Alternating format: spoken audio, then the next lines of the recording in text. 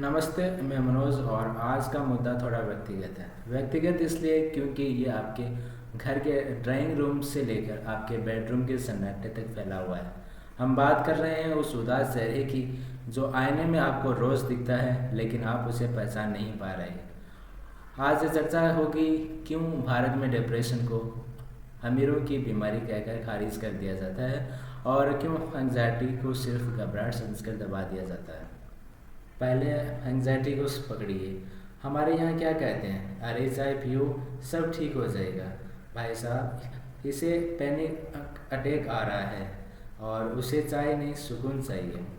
Anxiety वो स्थिति है जब आपका फाइट और फ्लाइट मोड हमेशा ऑन रहता है, जैसे एग्ज़ाम से पहले वाला डर, लेकिन वो डर ख़त्म नहीं हो रहा है। आपका शरीर मान चुका है कि कोई शेर सामने खड़ा है जबकि सामने सिर्फ एक खाली कमरा है। ये दिमाग का फॉल्ट है, करेक्टर का नहीं।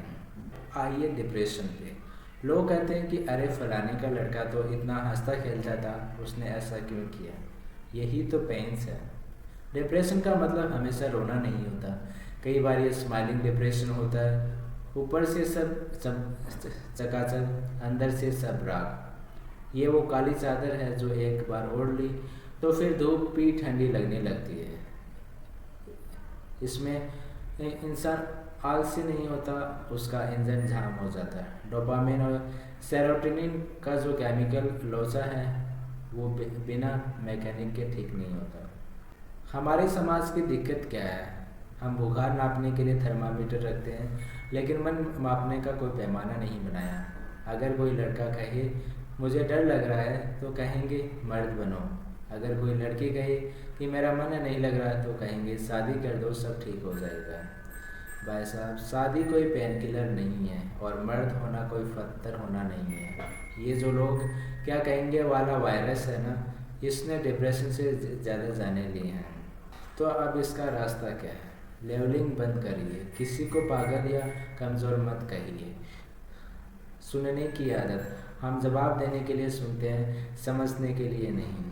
जब कोई दोस्त अपनी बात कहे तो उसे सल्यूशन मत दीजिए, उसे बस स्पेस दीजिए। डॉक्टर से मिलिए। अगर 15 दिन से ज़्यादा मन उदास है, नींद नहीं आ रही या बेवजह रोना आ रहा है तो क्लिनिकल साइकोलॉजिस्ट के पास जाइए। इसमें कोई शर्म नहीं है। ये वैसा ही है जैसे दांत के दर्द के लिए डेंटिस्ट के पास जाना।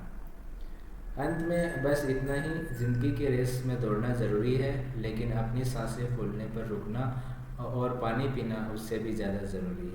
आप कोई मशीन नहीं है, आप हाड़ मांस के इंसान हैं। अपना ख्याल खुद रखिए क्योंकि आप अनमोल हैं।